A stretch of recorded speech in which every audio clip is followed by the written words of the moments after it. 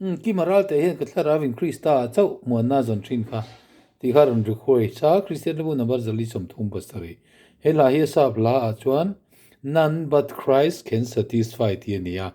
Krista chau lo chuan tu ma in nge ni luan dum love tina te niang chu han phu zo love tina te niang chu chu chunga le tu hi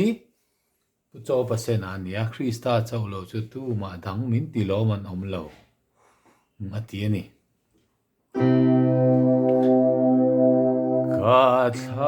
Katharavin Krista chau wana azon rinka malsom na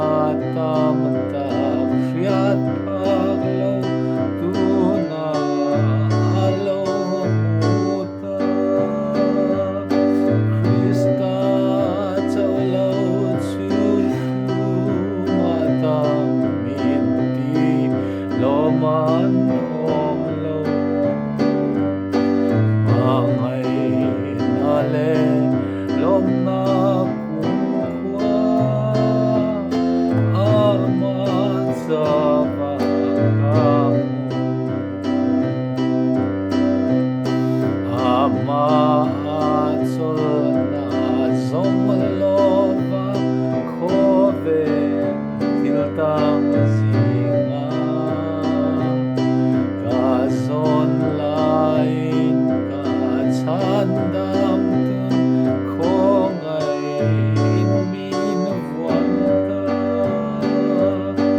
Krista cholo chu tu mata minti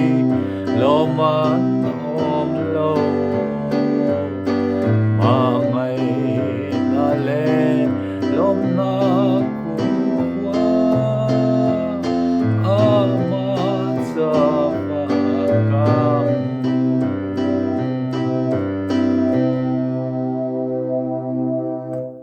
ti khan du tok mai la thange chang ni kan an sa a chang li nia avain re a te khan kan han kala kha solfa en chuan a kan kal ma lui deu ania la kha chia lo tur ania kha leng khom zai ti kha ti nuam via ti kha kan han kal ve la ni du tok photang